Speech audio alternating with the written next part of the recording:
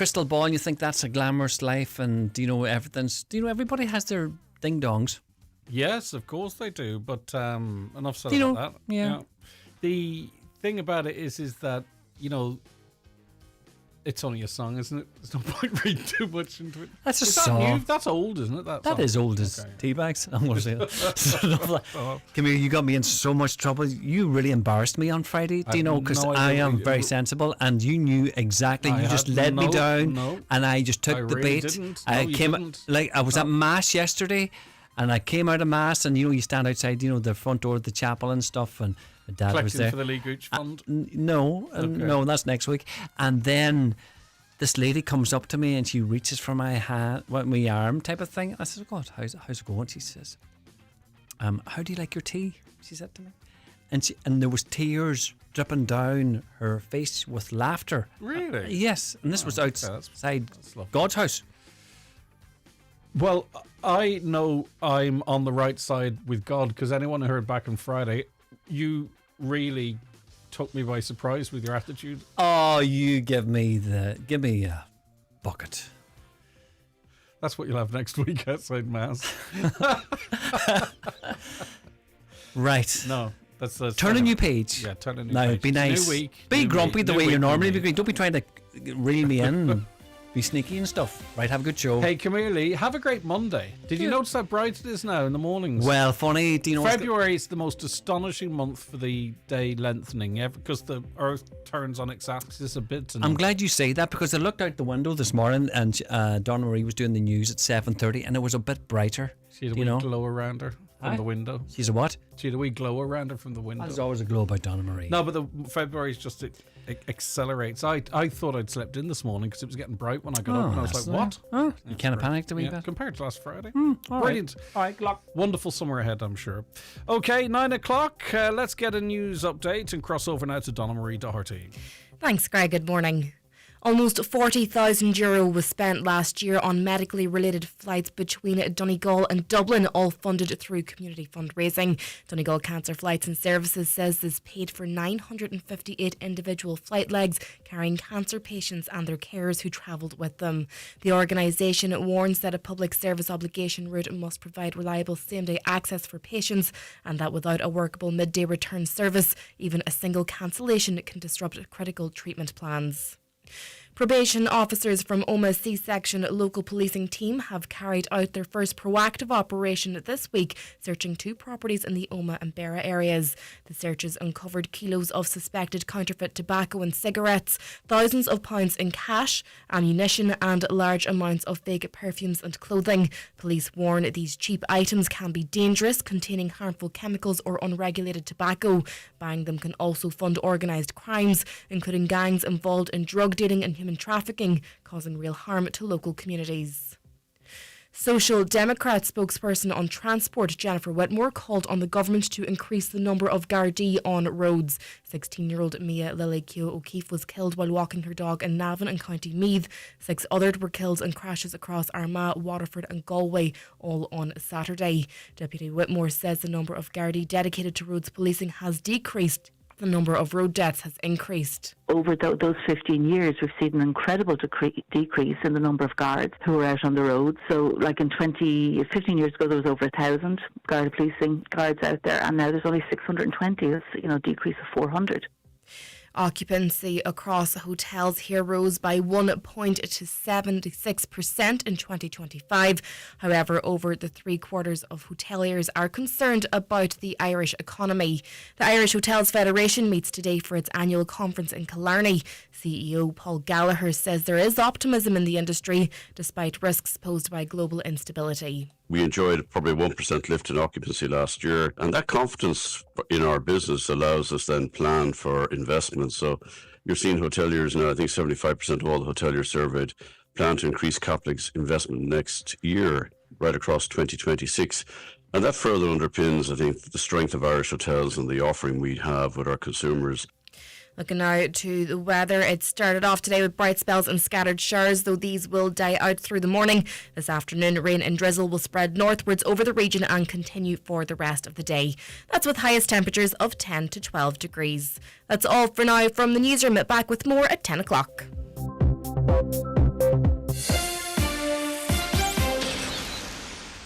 The infection felt terrible. I just wasn't getting better. I was breathing fast and I felt confused. I had shivers and pain through my body. I was drinking water, but I wasn't peeing. I felt like I was going to die. In the hospital, they said I had sepsis. And it's urgent. Sepsis can hide behind any infection at any age, so watch out for the signs. Visit hse.ie/sepsis for more information. And don't be afraid to ask the question, could it be sepsis? From the HSE. The talk of the Northwest, the Greg Hughes Show on Highland Radio. Hello and a very good morning. It is just after 9 o'clock on Monday the 23rd of February 2026. It's great to have you on board. How was your weekend? I hope it was really good. If you're into sport, it was a fantastic weekend with the rugby. We had boxing, if you're into boxing. The Olympics were finishing up. The SPL's getting very interesting. Scotland and Rangers both losing ground. What else happened? Donegal, of course. The men's seniors had a fantastic win, 4 in a row. Lots and lots of sport. It has to be said. What was your standout sporting moment of the weekend? Or let us know what you want to talk about as well. Maybe something happened to you over the weekend that you want to share. Maybe an act of kindness. Maybe an issue that you think we could help you with. Anything at all. The lines are open for you right now. 086 60 25,000. That's the WhatsApp and text number. 086 60 25,000. We love your calls still. Even in 2026, you can't beat an old conversation over the phone. 074 91 25,000. Caroline Orr, our researcher and producer, on the lines, assisted by, ably, Shannon Wilkins. And of course, emails, comments at highlandradio.com. If you want to watch the programme as well and you can chat to us there, you can go onto YouTube, Highland Radio Ireland. You can watch us live on your mobile devices or indeed your smart TV and Fire Stick, and we're across Facebook as well. So literally no excuse not to have some of the show some way or other. Let's have a quick look at what's making the papers today. And I have to say, right across the nationals, across the nationals, a lot of the same news. You know, I notice a lot of the tabloids now, the red top tabloids, they're all the same paper. And not a whole pile of variation in the news. But anyway, we've picked out some stories that may be of interest to you. The Derry People Donegal News this morning.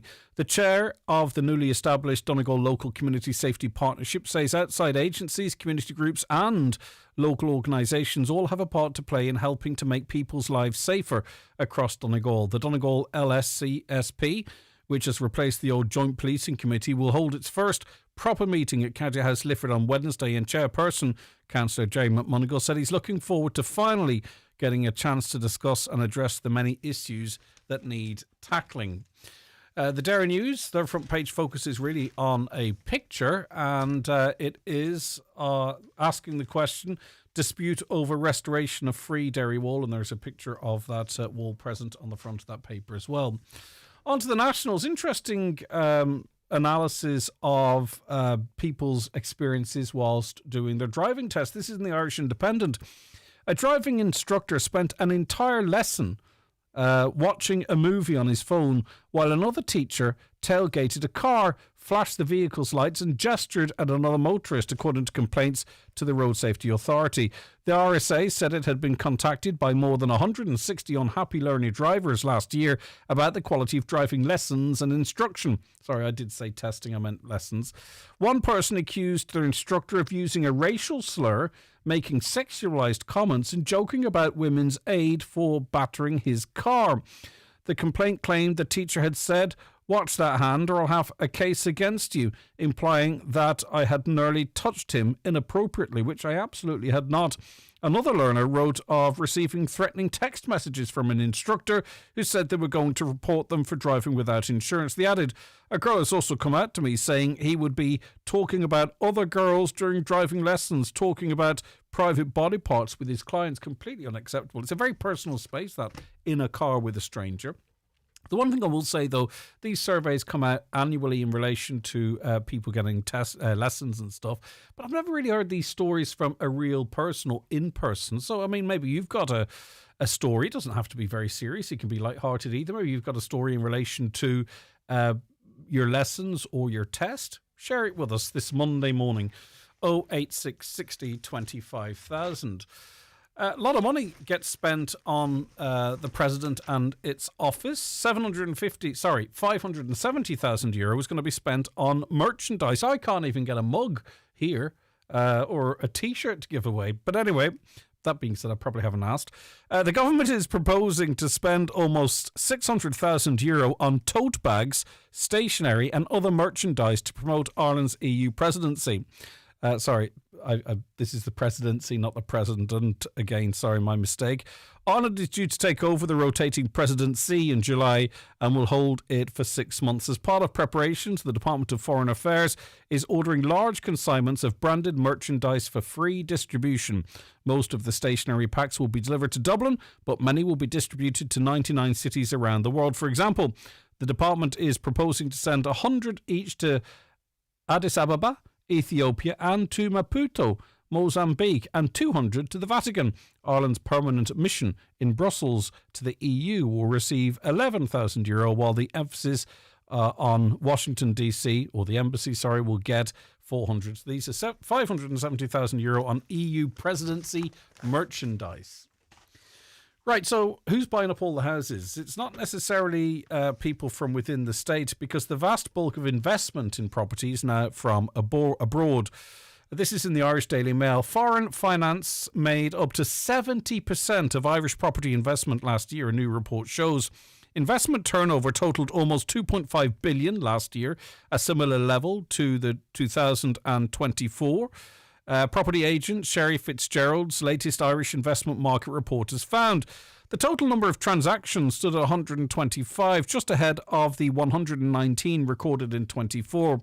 As is traditionally the case, the final 3 months of the year were the most active, with investment reaching 842 million. Shops and shopping centres attracted the largest share of turnover in 2025, making up more than a quarter, 28% of total market spend. However, the gap with other asset classes narrowed, with offices accounting for 27% of turnover. The second half of last year also witnessed renewed interest in residential properties, making up 16% of turnover, while industrial and logistic assets accounted for a further 10%. So I don't know what this actually means. Maybe this is the norm in every country, but in terms of, the infrastructure, shopping centres, etc., and indeed property to some extent, the vast bulk of investment in these areas comes from abroad. So I don't know. A lot of conversation, and I don't wish to bore you, about whether or not under 16s should be banned from mobile phones. I think it is worth talking about and highlighting the various sort of marks in the story, because, as I say, this isn't necessarily about it is of course about banning under 16s from mobile phones, but the way you do that, it's everybody has to sort of identify themselves before going on the internet. That's just the byproduct of it, because you can only prove someone's age by checking everybody's age. But what do students think? And this is what I thought was an interesting advance on this story, because it's the views of children. Half of senior cycle secondary school students would support introducing a social media ban for under 16s, a new survey has found.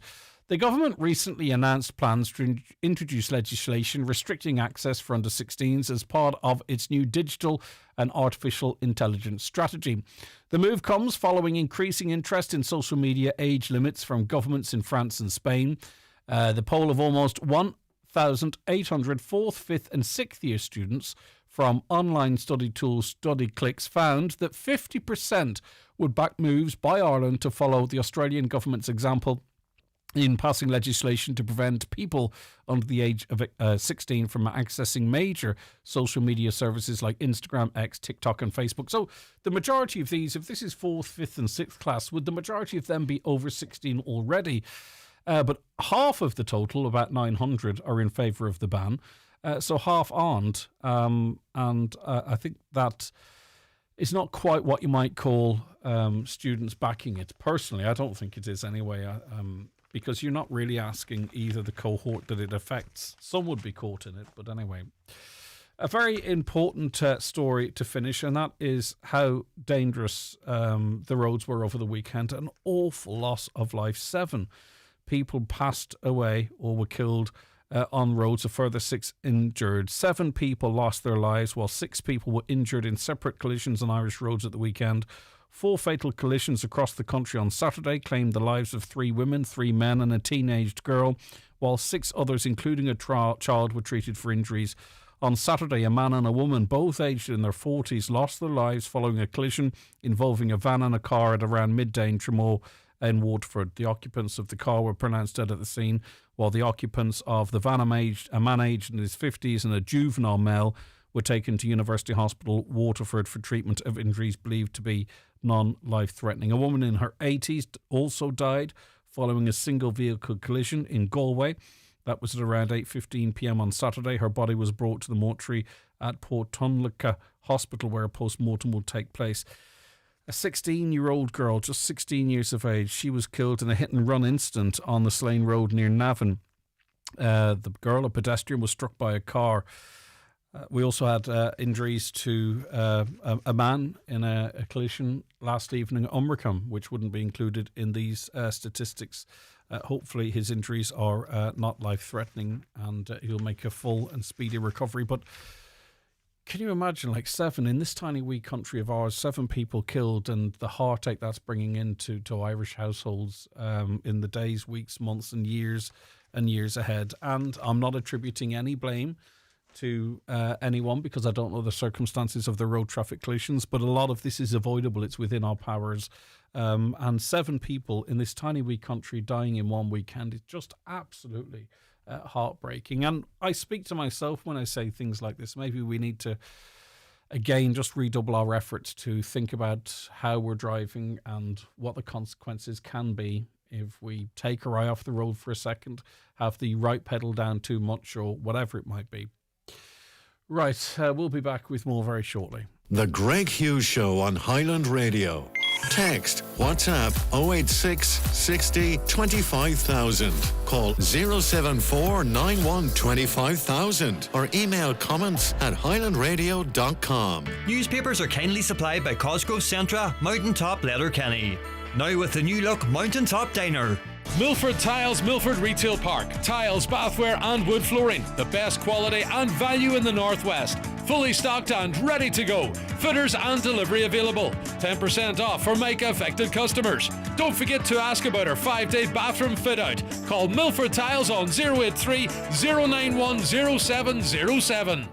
Fly Donegal to Glasgow with Logan Air. Convenient return flights every Friday and Sunday, including a 15 kg checked bag. Book your Glasgow getaway now at loganair.co.uk. Terms and conditions apply. And now, quick breaking news needs a groundbreaking newsreader. It's Eileen Dunn. Just in, NBI's network is bringing fantastically fast fibre to over 1 million people across rural Ireland. It's quick as a flash in Fermoy, fast as lightning in Listowel, and lickety-split in Spittle. Yes, Fionnuala, and it's ready to connect right now. So everyone needs to get it done. Connect at nbi.ie. It's quicker than a quick step. Sure, you know all about that, Eileen. I think you should have won all the same. Keep your car running like new at Shane Connolly Cars Donegal Town. We service all vehicles, including hybrids and plug-in hybrids, using quality products and the latest diagnostics. Finishing every service with a free car wash. Relax in our waiting room with Wi-Fi, tea and coffee. And ask about our cover car options. Book your service today at Shane Connolly Cars on 9175783. Keep out the cold, cold, cold! And ring Fleming for their full range of garage doors, agri doors, insulated doors, milking parlour doors. Fleming, 91 48 234. Highland Radio Time Checks brought to you by EirGrid, the operator and developer of Ireland's electricity grid. EirGrid, powering up communities, powering up Ireland. The time is... The time now, 17 minutes past 9. You're very welcome back to the programme. It's great to have you on board for this Monday. Right, we are joined on the programme now by local archaeologist John O'Rourke. Good morning, John. Morning. Thank you so much for joining us. Right, I'll take the listeners back to 1811 because in December of that year, a Royal Navy frigate sank off the coast of County Donegal, and the mystery surrounding the final resting place of part of the wreck may now finally have been solved. Recent sand displacement caused by high winds at Ballymastocker Bay in Lough Swilly have revealed that what some believe to be the remains of HMS Saldanha. Before I get your view on whether or not these are in fact the remains or the wreckage of this ship. Talk to me about this Royal Naval frigate and how it may have come to perish off our coast. So back then, Greg, the vessels that plied their trade round the coast, it was like, if you can imagine, the equivalent of articulated lorries today. There were lots of them. There were continuously small, locally owned and large ocean-going vessels in and around the coast of Inishowen. It's hard to appreciate now the level of traffic there actually was. Because of the wars that were going on in Europe at the time, the English stationed a small flotilla at Rathmullen, and they patrolled what was known to the English as the northern approaches. So anything really north of us on the approaches to the UK would have been interdicted by the ships based in Rathmullen. So a frigate, a large vessel, but not large on the scale of things. If you've seen the Victory, for instance, far smaller than that. The Saldanha was probably about 150 feet in length, just a little bit short of 150 feet. Still a substantial vessel with a crew of maybe 270, 275 sailors. So very, very busy location at the time. On a patrol at the start of December, the Saldanha and a smaller vessel, the Talbot, went north from Lough Swilly and encountered the start of a hurricane. And it was truly a horrendous storm. We've got lots of other reports of ships that foundered that night and of damage being done to buildings and roofs and chimneys. It was a fairly unique storm, what the sailors would have called a true hurricane. As the Saldanha would have attempted to get to shelter, she entered Lough Swilly, and we know some of the story as to what happened. Still some mystery there. Yeah, so, and this would be, what do you do in the case of high winds or hurricane, right? The sails, massive. So you drop the sails, or you drop some of the sails, and you try and, then of course the ability to steer the vessel is compromised. I mean, it's the worst case scenario to be in a boat like that, isn't it? With incredibly high winds and turbulent waters. It must have been horrific to be aboard. Absolutely horrific. So every sailor has a few things they can do in these conditions. You can go to bare poles, take down the sails, scud on front of the wind. That means you're going as slowly as possible, more or less in the same direction as the wind. You can try and veer up into the wind and actually make way at an angle into the wind and try and keep your position that way. Very few other things you can do when you're in something like a hurricane in a square-rigged vessel. So we're pretty sure from reports of other vessels that they had to scud on front of the wind. There wasn't much else they could have done. We have the logs of the Talbot, and the Talbot ended up the following morning in the area of Clew Bay, that far south. And we've got some great reports from the Talbot with regard to the conditions. We're pretty sure the Saldanha, wherever she was, had to scud on front of the wind. We're also reasonably confident. Now, we've got to be like journalists here. These days, you've got to check again. You've got to find the primary source for everything. And about half of what you hear is completely wrong. And we've got to take exactly the same approach. We've got to look for the veracity, and we've got to find primary sources. We're fairly certain she entered the loch at around 10 o'clock on the night of the 4th, coming south at a rapid pace down the loch. We're confident that she hit at the Swilly Rocks. They're the rocks on the west side of the entrance to the loch. And we have some evidence of that. We have some reports of that. And again, the reports are from fairly credible sources. So that one is a confident of, but not certain of. And then we've got other debris that's been recovered over the years. Anchors that have been recovered from the area north of Dunree, between Dunree and the Swilly Rocks. The masts and sails of the Saldanha came in at Dunree the following morning. So what's a very likely thing to have happened is that when she clipped the Swilly Rocks, she lost her rudder, she lost her rudder chains, and she was demasted or partly demasted at that point. Now, that would be a normal thing to happen if a sailing vessel of that vintage had a collision. So fairly confident up to where she clipped the Swilly Rocks, but she didn't break in two at that point. One thing the English have very, very well is historical documentation and public service records. So we can pull the logs and records from Kew Gardens in London, and we know exactly what was in the hold of the Saldanha. She didn't break in two on the Swilly Rocks. There's a very characteristic signature of the point she broke into. Now, in relation to what has been revealed with the movement of sands, it's clearly a structure of some description or other. It's too uniform. It does offer itself to be a vessel of some description or other, and then you think of what might it be or what could it be. That's not enough, of course, to confirm this is indeed the wreck of the Royal Navy frigate. But in terms of confidence, where are you at now at this point that this actually could be the final resting place of this boat, this ship? So we approach this stage a little bit like a forensic investigator. What is telling you it's not the wreck? What is telling you it is the wreck? So the shape, as you say, that shape looks to the eye like it's the starboard bow, and there's almost 12 meters of debris of a structure. Now that's about 40 feet, and the vessel itself was only 150 feet long.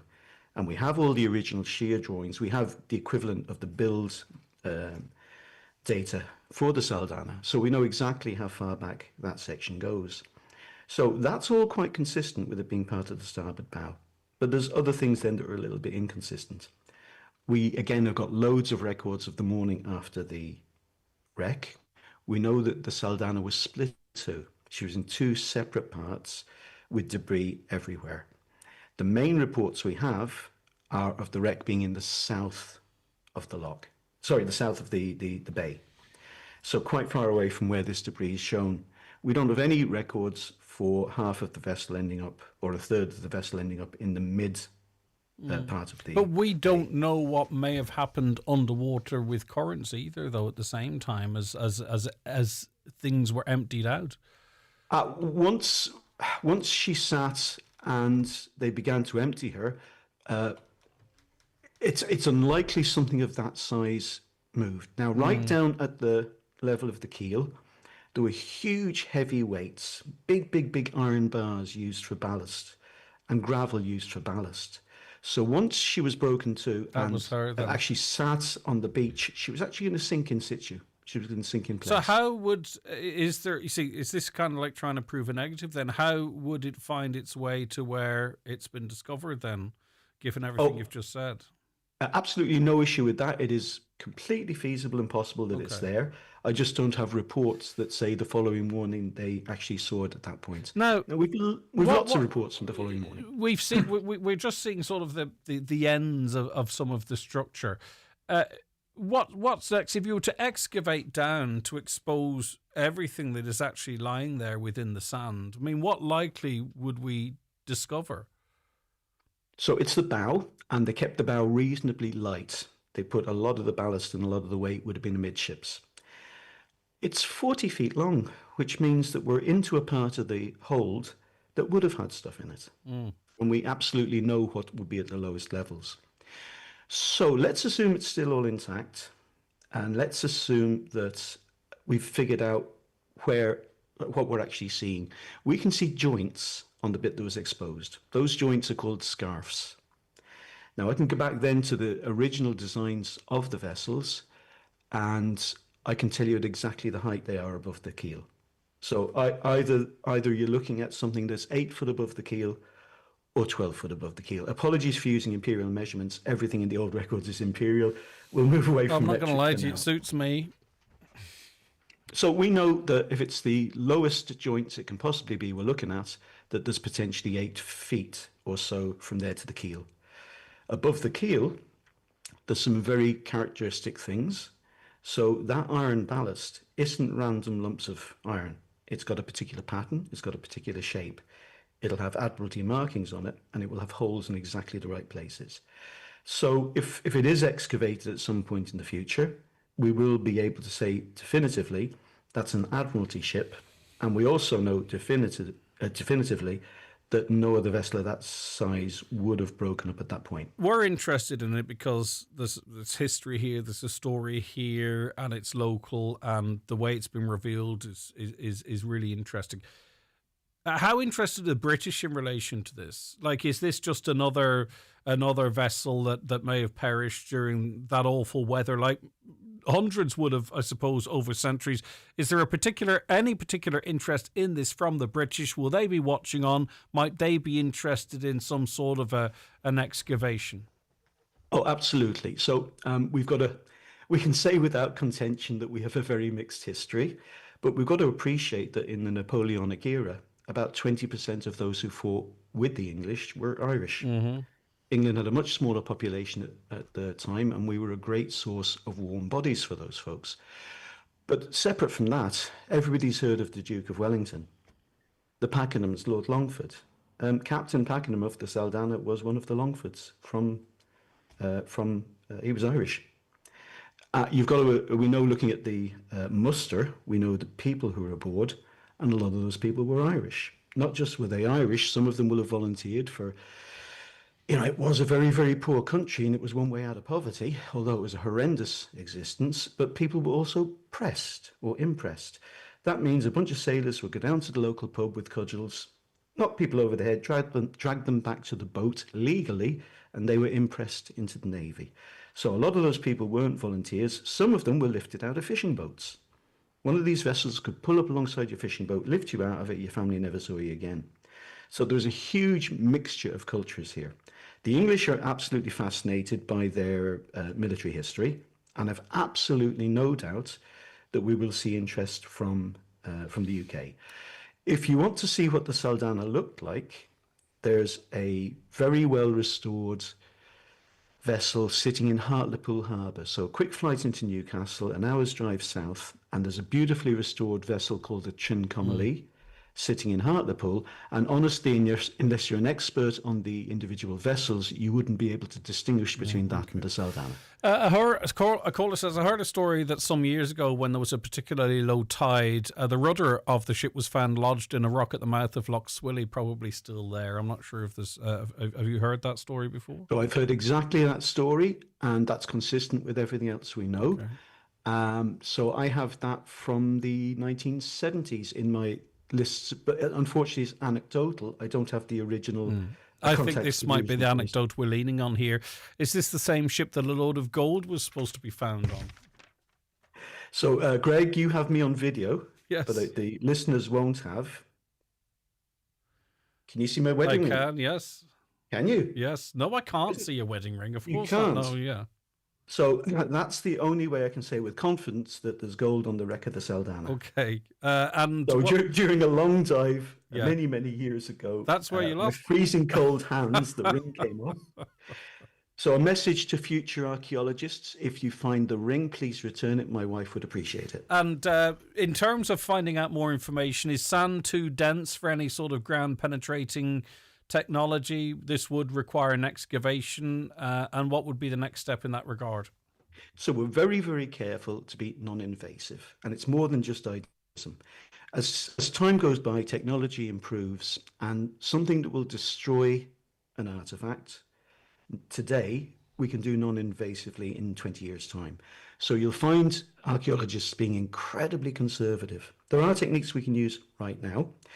So we know there's iron down there, and a magnetometer will let us see iron at that sort of depth and allow us to calculate depth and volume or mass of iron.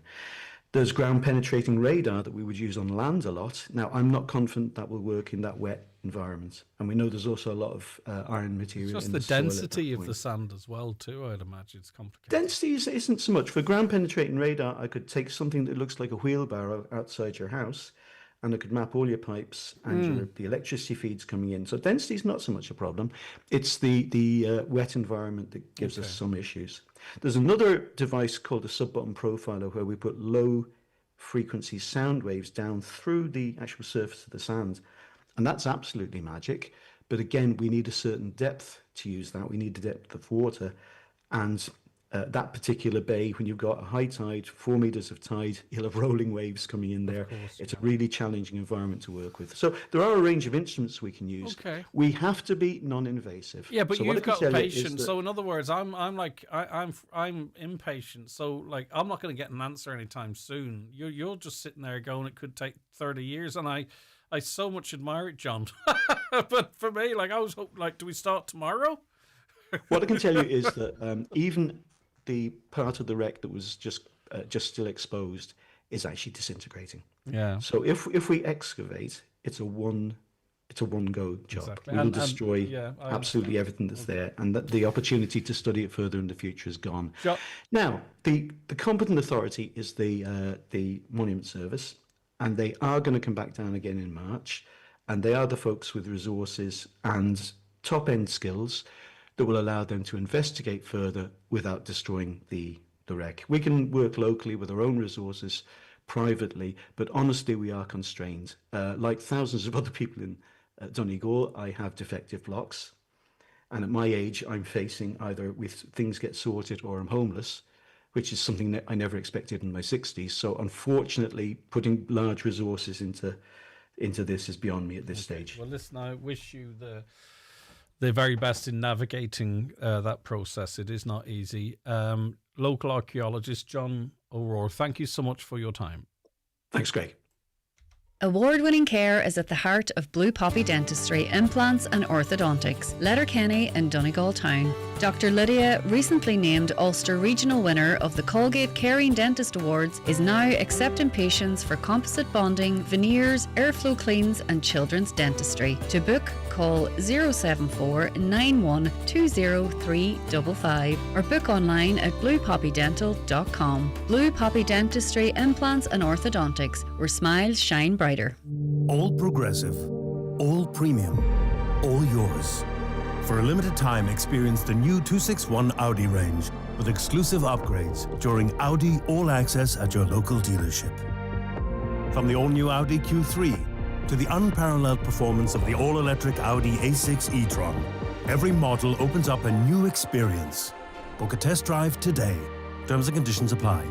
Audi. Vorsprung durch Technik. If you want a great price on your insurance, make it happen at Hickey, Clark and Langan Insurance Brokers in Letterkenny, where they compare quotes from all the leading insurers so you save money and time. Home, car or van, farm, commercial or public liability, they cover it all. Call 9126688 or call into the office at Ballymacool, Letterkenny. Hickey, Clark and Langan, the local name you can trust, is regulated by the Central Bank of Ireland. Here at Braden's House to Home Interiors, we would like to turn your house into a home this year. We have a wide range of furniture and flooring for all your needs in both our Moville store and our Bridgend store. We offer a free delivery service to the whole Northwest and we won't be beaten on price. Both stores have easy parking. So for all your quality furniture and flooring at a great price, call into Braden's Furniture Moville or Bridgend now. Getting married? BizPrint can take care of all your printing needs. Not just invitations, but save the date cards, order of service booklets, table cards and so much more. See what's available at weddinginvites.ie or call 9177 955. Choose life. Choose fun. Choose not sitting at home getting bored. Choose something better. Something really fun. Choose Fundamania. Coming to the Brunswick Movie Bowl from February 28th. Choose regular, junior or family wristbands and enjoy some of Europe's top thrill rides. Choose fun for all ages. The legendary Fundamania event until March 22nd. For times and tickets, see fundamania.co.uk. Joined on the programme now by Jason Quinn. Jason, thanks for chatting to me this morning. Okay, yeah. Right, now, you're refusing dialysis treatment at Letterkenny University Hospital. Why? I've been on dialysis for about 2 years now. And the way they do dialysis is through a tube in my chest, a permanent tube in my chest. Now, that's susceptible to infection and problems. And especially last year, I had a lot of problems with the tube and gone into a kind of shock where I'd go into involuntary shakes, difficulty with breathing, and low blood pressure. This is while on dialysis, and this is problems with the tube. And one of the things that can help with this is to have what's called a fistula, which means tying of an artery and a vein, like in the arm, where they would put needles directly into the arm and do the dialysis that way. And you're not you're less you're not susceptible to infection as much, and it gives you a better dialysis. I've been on the waiting list for over a year, and middle of last year I was told I was about 7th on the waiting list. But unfortunately I had an infection in my leg, and my foot, and I had to have my small toe and part of my foot removed because of it. So that slowed my time on the waiting list. Last October, I was told I was going back on the list again because the injury that was left by the wound was clean and infection-free. Just before December, I rang up Galway trying to find out what was happening, and I was informed that the consultant down there only does one of these procedures once a month. So just for the uninitiated, Jason, you are refusing dialysis treatment through your chest. You want it to be delivered through an arm. Is that correct? Just in the most simple terms? Yes. And when you say you're waiting, are you waiting to be seen by a consultant who can refer you for that type of treatment, or are you waiting to begin that treatment and you were 7th on the list? So what are you actually waiting on? I'm waiting for I've had the scans. I've had all the referrals done. This was done last February last year, and I've been waiting on the list for over a year. But I was actually told last week by the manager in the renal unit at Letterkenny that the consultant in Galway only meets with his team about these procedures once a month on the first Monday of each month. Now, in January, it wasn't going to happen. February was a bank holiday. I don't know what's happening about March. But April, May, June are all bank holidays, and they're not going to be meeting. Okay. So I've been told the first time they're going to be meeting is in July. And is this with a view to getting something inserted in your arm that receives the dialysis? Then I just want to really make sure I understand what you're waiting on. What it is they link up an artery and a vein. Okay. So like in my arm, and then when that heals, they can put needles directly into my arm to do the dialysis rather than taking the feed from the tube. And when that is done, you can get your dialysis treatment in Letterkenny University Hospital.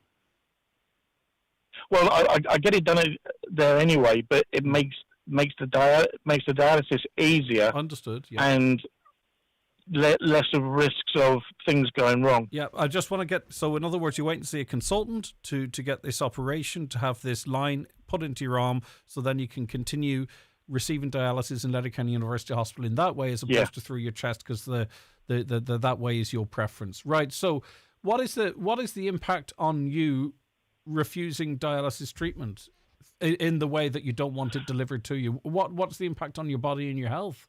Because you've already got an infection to the point where you've had to have part of your foot amputated.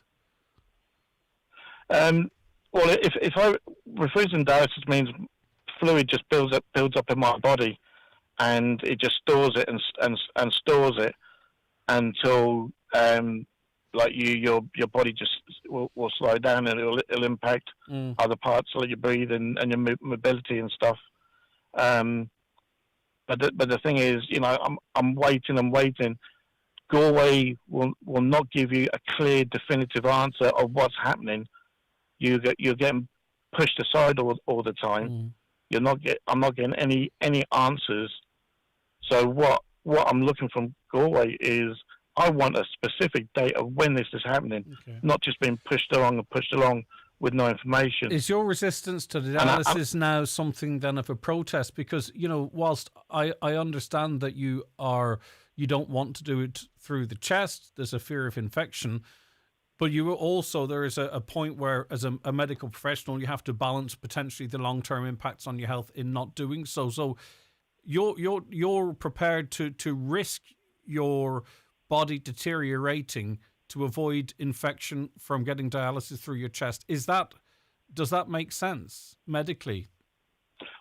It does make sense to other people, but for me, the whole situation, I've encountered many problems in the renal unit through the consultants at Letterkenny Hospital, and it's impacted on my mental health. I do understand. The fact that last year I had to go on antidepressants, which actually made me even worse. I was collapsing after dialysis and injuring myself. Yes. And I've got to the point where I have no quality of life. And I'm really sorry. I'm really sorry to hear that. But are there competing issues here for you, Jason, in that you've made a mental decision not to continue with dialysis, really, and not a physical decision, if that makes sense? That you've associated negativity and negative thoughts and the fear of infection to the point whereby it's detrimental to you, that you are almost saying, right, well, the only solution to all of this is to see this consultant and go away and to get my dialysis a different way. Would you not be better to, as best you can, look after your physical health now until such time as this intervention takes place? Because I understand, and I'm incredibly sympathetic, Jason, but dialysis is life-saving treatment, and to refuse that over the risk of infection, albeit that you've got, an awful lot of emotional connection to it as well, it might not be in your best interest. That's all I'm suggesting, if you don't mind me saying so, Jason. No, that's understandable, and but what by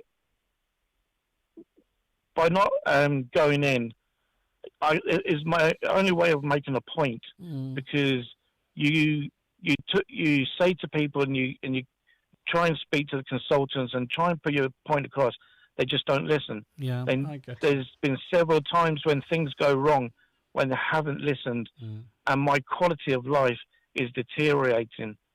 I hope you're not. I have nowhere else to go. I understand that, and trust me, I'm so sympathetic to you. But I just hope that you aren't doing yourself damage in the process, because ethically, really, from a doctor's perspective, they would have to bump someone down to bump you up, and I'm not sure they'll do that. And I just hope that the protest, if you can put it to you like that you're taking, is actually the only person that is impacting is yourself, Jason. And you've been through enough, and you're going through enough. And I just hope that you're not doing yourself a disservice. Whilst I fully get that you feel like you're at the end of your tether in this process.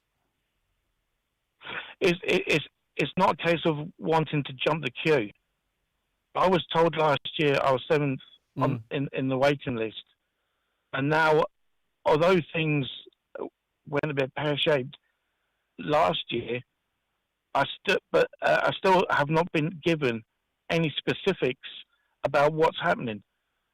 There's no actual, this is happening here, this is happening there. I rung up Galway last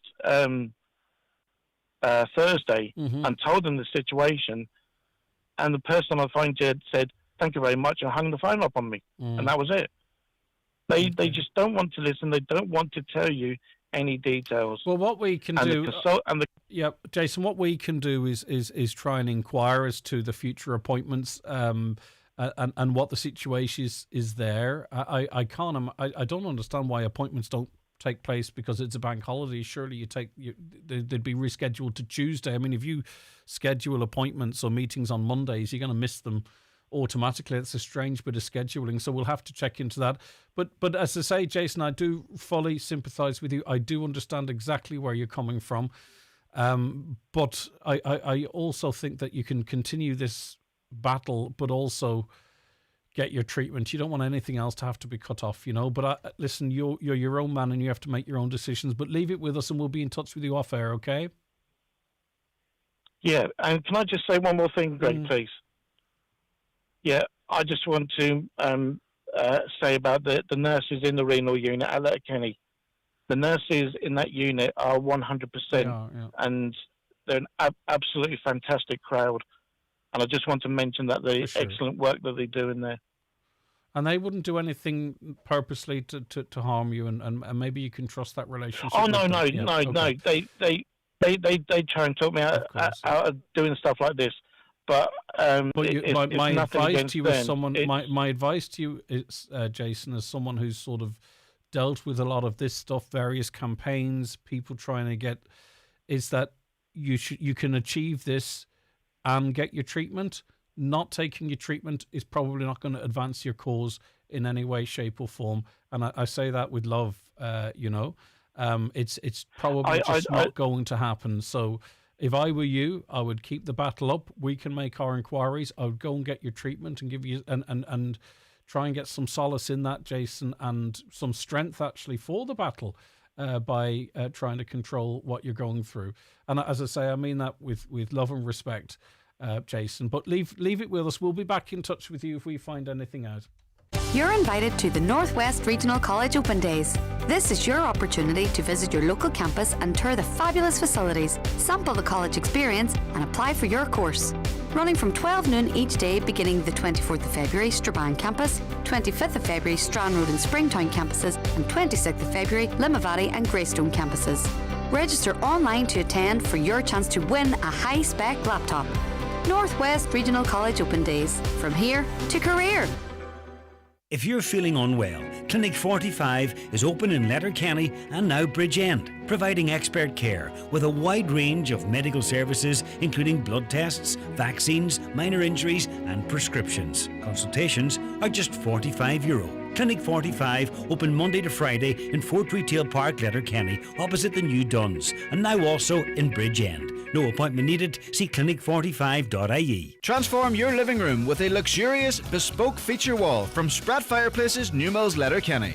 Our complete installations include built-in storage, electric fires, floating shelves, and stunning finishes in stone, porcelain, or marble. Each feature wall is designed and built in-house by our expert carpentry and stone masonry teams. No fuss, just flawless feature walls. Call 074 91 24144 or visit sprattfireplaces.ie. Spratt Fireplaces, experts in heating, design and detail. Getting your first electric car is like doing anything for the first time. Nerves are normal. You worried you wouldn't be able to get the charger in right. Now it feels natural. You were stressed about the battery going flat too soon.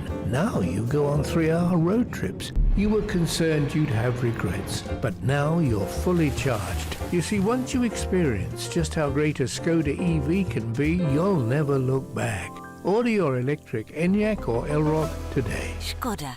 Join Paul McDavid this Saturday the 28th of February in the Ballyliffin Hotel to celebrate and remember all souls while raising much needed funds for local charities in Donegal. A fully inclusive family fun day with the best music in the county. This ad is kindly sponsored by Toland Plant Hire Clonmany for plant hire and sales, plus Worry Stone. Highland Radio weather updates with McElhenney's. Looking for the perfect outfit for an upcoming event? We have new occasion wear styles arriving every week. Visit us in Ballybuffet or shop online at mcelhenneys.com.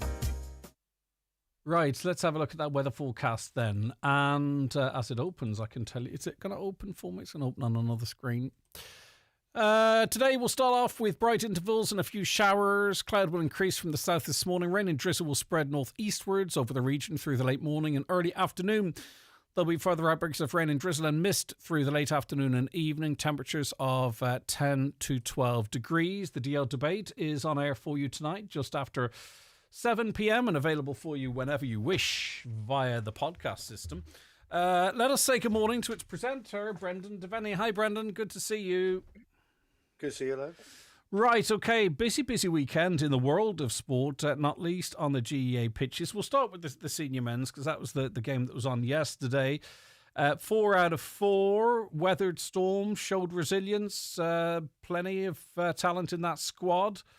Might end up winning the first division even if they don't want to. Yeah.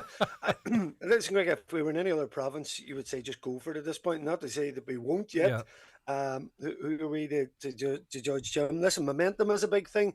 How do you marry that with Ulster Championship is the problem in terms of tough games and that? And you think, okay, go and win it, go and win Ulster.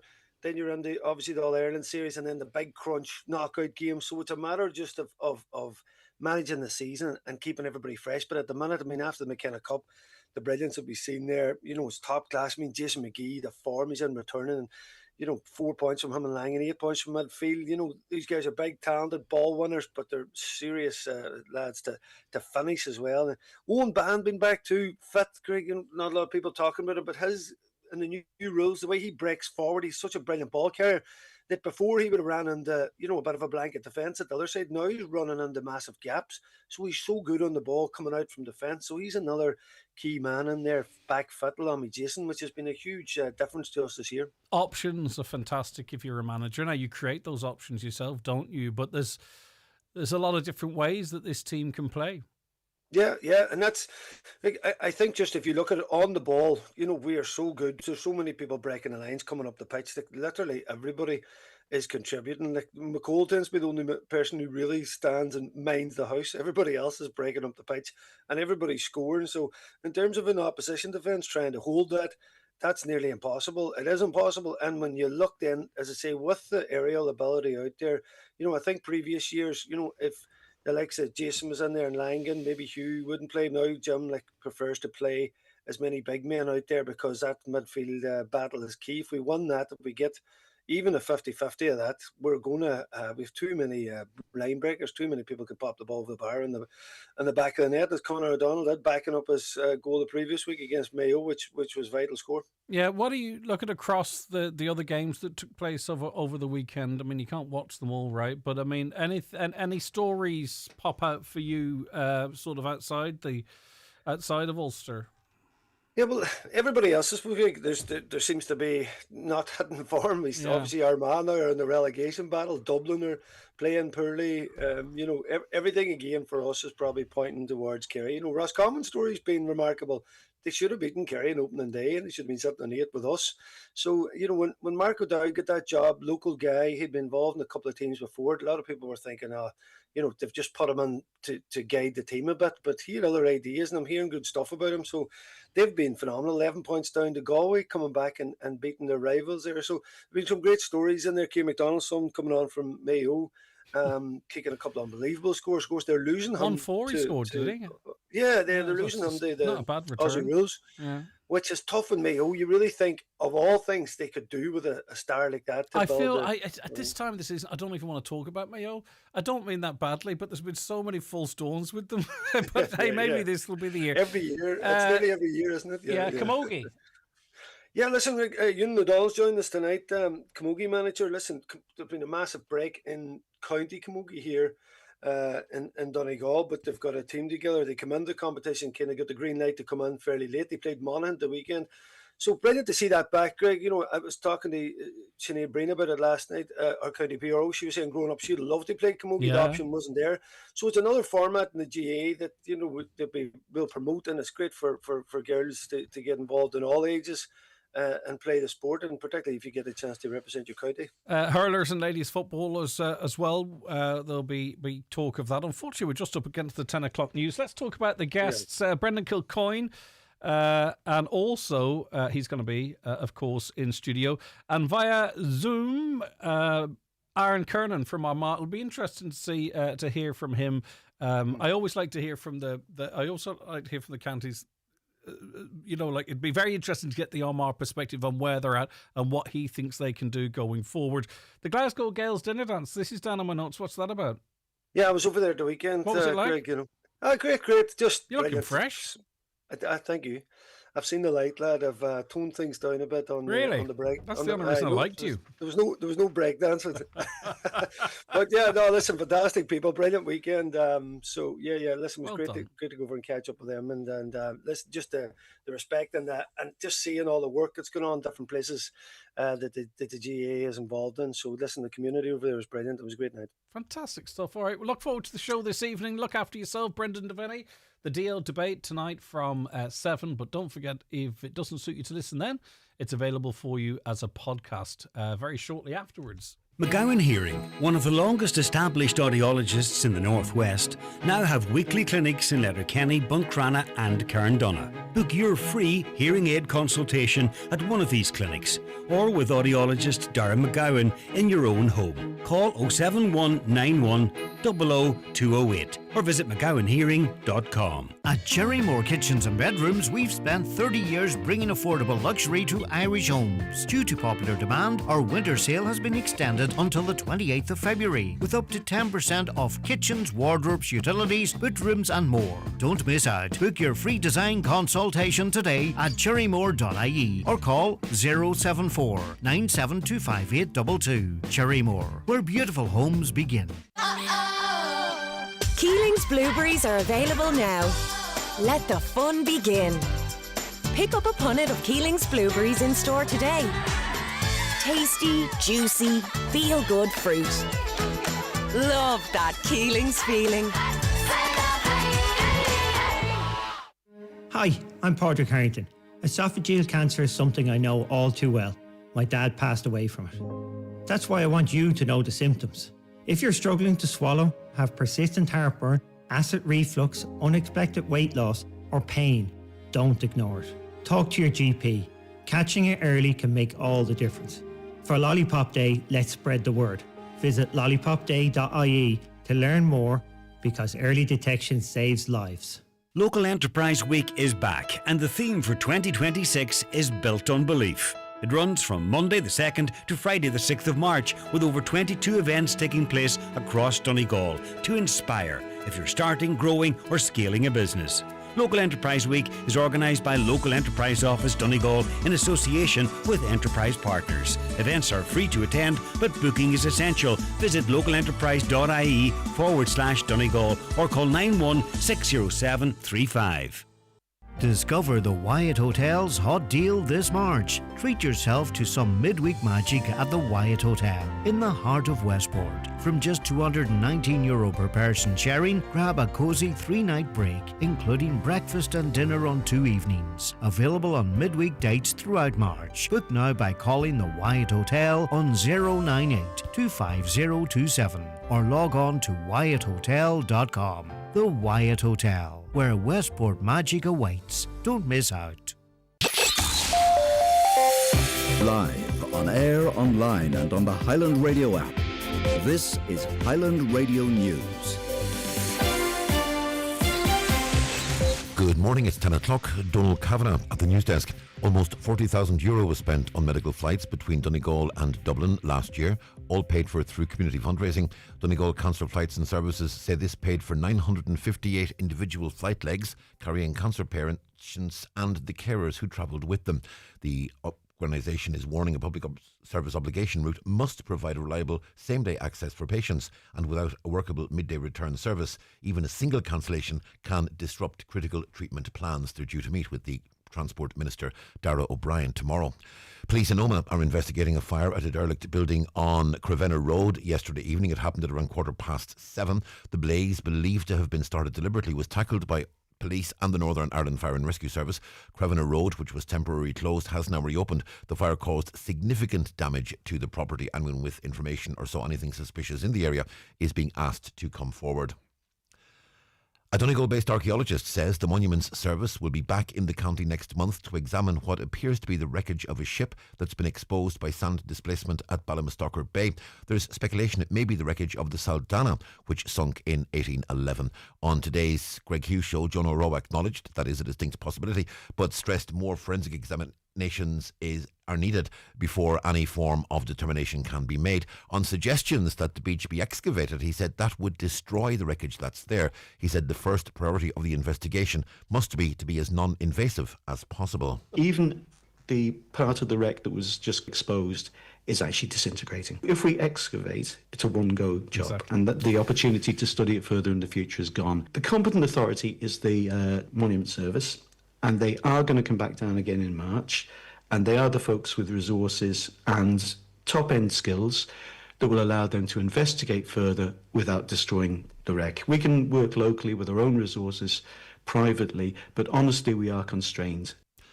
Minister of State for Fisheries Timmy Dooley is in Brussels today for the Agrifish Council, which he will be pushing the EU to protect Ireland's mackerel stock. He says a fair sharing arrangement and a total allowable catch must be agreed that allows the stock to recover while ensuring a level playing field for Irish fishermen and women.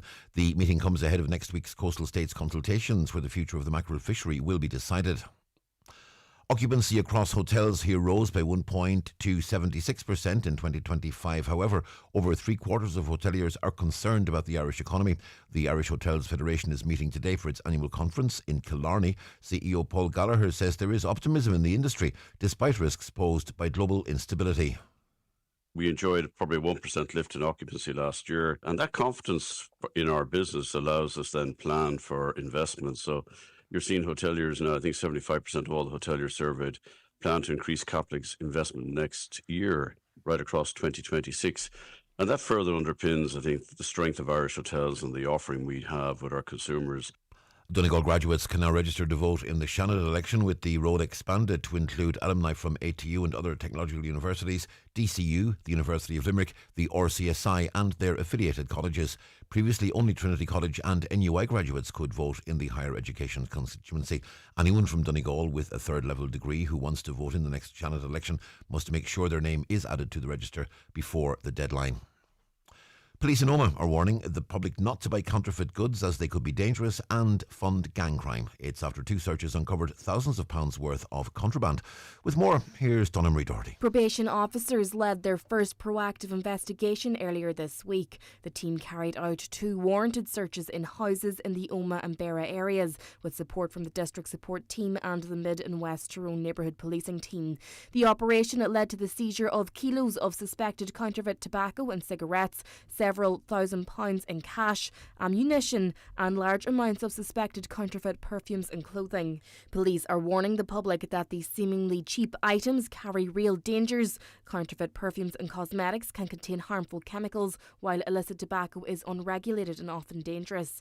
Buying these counterfeit products can also fund serious organised crime, including gangs involved in drug dealing and human trafficking, harming communities across the area. Starting off bright and mainly dry today, but some scattered showers. They'll die out though as the morning goes on. This afternoon, rain and drizzle will return, spreading northwards over the region and continuing for the rest of the day. Top temperatures today, 10 to 12 degrees Celsius. That's Highland Radio News. We're back with news headlines again at 11 o'clock. In the interim, check all the day's news on highlandradio.com. But for now, from the news team, good morning. The obituary notices this Monday morning, February 23rd. The death has occurred of Capil Virma 10 McNeely Villas, Letterkenny, reposing at his late residence today from 2 p.m. until 9 p.m. and tomorrow from 12 noon until 9 o'clock. Cremation will take place on Wednesday at 11 a.m. in Lakelands Crematorium, Cavan. Family flowers only, please. Donations in lieu, if desired, to Friends of Letterkenny University Hospital, care of Pascal Blake, Funeral Director. The death has occurred of Eileen Warren, Kildoney Glebe, Ballyshannon, reposing at her home today and tomorrow from 2 o'clock until 8 o'clock. Removal on Wednesday to St Patrick's Church, Ballyshannon for 11 o'clock funeral mass, with burial afterwards in Abbey Cemetery. Family flowers only, please. Donations in lieu, if so desired, to Northwest Hospice, care of John McGee and Sons Funeral Home or any family member. Eileen's funeral mass can be viewed on churchservices.tv. The death has taken place of Michael McNulty, 59, Spring Hill Park, Strabane, reposing at his home from 2 o'clock today. Funeral leaving there on Wednesday at 9:30 for Requiem Mass in the Church of the Immaculate Conception, Strabane at 10 o'clock. Interment afterwards in Strabane Cemetery. Family time please from 10 p.m. to 11 a.m. and on the morning of the funeral, the Requiem Mass can be viewed live via the parish webcam. The death has taken place of John Hegarty, Listonese Letterkenny, reposing at his home today from 11 a.m. to 10 p.m. Requiem Mass tomorrow at 11 o'clock in the Church of the Irish Martyrs, Gortley, Letterkenny, interment afterwards in Conwall Cemetery. Mass can be viewed on the Church of Irish Martyrs YouTube channel. Rosaries at 9 o'clock. Family flowers only, donations if desired to Donegal Hospice, care of any family member. The death has taken place of Susan Traynor, ní McGettigan, 8 Dunkeld Avenue, Derry, and formerly of Kilmacrennan. Requiem Mass is ongoing in St Patrick's Church, Pennyburn. Interment afterwards in the city cemetery. Family flowers only please, donations in lieu of flowers if wished to Anne's Care Home Residence Hospitality Fund. The death has occurred of Bridget Teresa Tess Kelly ní Mimna, 7 St Mary's Road, Killyclogher. Funeral from the family home at 12 noon for Requiem Mass at 12:30 today in St Mary's Church, Killyclogher. Interment afterwards in the adjoining churchyard. Family time please before the funeral, family flowers only. The death has taken place of Trevor Gallagher, 170 St Mary's Terrace, Ramelton, and Sleeve Glass House, Carnamugga, Letterkenny.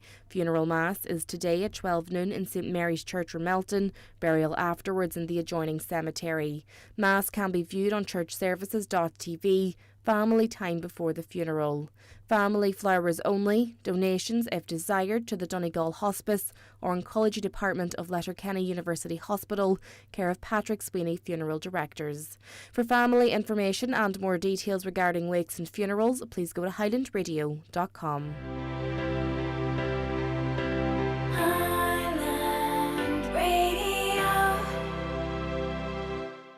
Let's greet the day by placing a piece of gum in your mouth. Now chew. You're standing in a vast desert. The air is minty. Chew. In the distance, the day arrives. Chew. You say, "Hello, day, we meet again." Chew. You shake hands. Chew. The day has a strong grip. Chew. But yours is stronger. Extra gum. Chew good. You're very welcome back and welcome into the second hour of the Greg Hughes Show. How are you keeping? Luke McFlanagan's been on social media. He said, just came back through the scanner machines at Dublin Airport with a defective concrete block. Got stopped and questioned, which is only right. It's a pity that the state isn't half as committed to monitoring blocks before they end up in people's houses and destroy lives. In relation to Letterkenny University Hospital, what a health system that a man has to threaten to refuse treatment to get heard. And I get you, and I hope you understand in speaking to him, I wasn't trying to discourage him. Greg, wasn't there a guy who chained himself to the railings of Letterkenny University Hospital as he was waiting for an appointment for 4 years and went live to Sean to chat about it? I don't know. Did that happen? Possibly did. Caroline can't remember off the top of her head either. Katrina, good morning to you. Thanks for joining me today. Good morning, Greg. Thanks for having me. Right, this is it feels significant because you were one of the were you a downgraded homeowner, or what was the subject of your appeal in relation to the defective concrete blocks? Yes, Greg, I was downgraded. I applied to the scheme in September 2020, and then I was moved across to the housing agency in July 23, and then I was downgraded in May 24. Right, okay. And what did that mean? So in other words, you were approved for full demolition, were you, and then downgraded to something else? Yes, I was approved for full... my own engineer recommended a full demolition, and then I received verbal approval for that full demolition from Donegal County Council in August 21. They said I would have written approval out within 3 weeks. Then there was a moratorium placed on all stage 1 applications in September 2021. So I didn't hear back from them again until February 2023 when they came looking for more information. And then by July 23, I was transferred across to the housing agency. Who downgraded me then to... I was going to say... Sorry, I was downgraded from the... Yeah, sorry, there's a slight delay in the line, Katrina. Please tell us what you were downgraded to then. I was downgraded from the full demolition to my outer walls, my outer rising walls, which are the walls under the ground before the foundations, and my inner rising walls, but keeping the rest of the house. So it wasn't even a possibility for the builders to do that. That's crazy, that is. Your inner lower walls, okay. And also, too, I presume in the interim, because this is the way life works, from your initial engineer's assessment to when they downgraded you, there's bound to have been further degradation and in the property as well, which makes that decision even more crazy. Yeah, there's been a huge amount of deterioration in the property. You know, our home is so cold, we've lost use. It's only a small 3-bedroom house. We've lost use of one of the rooms. We have a white furry mold in our house. You know, it's just, it's unlivable. You know, it's a hard life, and it's really difficult raising young children in a house like that. It takes over. Do you think they're going through this, because there's other people going to be listening who were downgraded as well, Katrina? We've covered this many, many times over the years. Do you think this is a precedent? Do you think that, they're perhaps going to change their approach, or do you think they're going to go through this slowly on a case-by-case basis? I know I'm asking you really to guess, but what's your feeling? Well, Greg, now I'm 5.5 years since I applied to the scheme, so obviously at this stage I have a huge distrust for the entire scheme and everything to do with it. I really do have high hopes, though, that I may have set a precedent. So now the reasons I won my appeal is that, according to the appeals panel, they found that the housing agency, when downgrading me, failed to consider the evidence from my own engineer. Mm-hmm. Now, they failed to apply the key clauses of the IS 465. So that's the Irish standard that covers the assessment of defective blocks. And they failed to apply the key clauses of that. They failed to follow the 2023 ministerial guidelines, which required them to consider all up-to-date information. And they failed to justify the downgraded option that they used. Now, and because of all those failures, the panels ruled that the housing agency's decision contained significant errors of law and fact, and therefore had to be annulled. Now, there's 140 of the downgraded families who are in the appeals process at the moment, and every single one of those applicants, their decisions, their downgrade decisions, they were made from a desktop review with no site visit and no contact with their original engineer.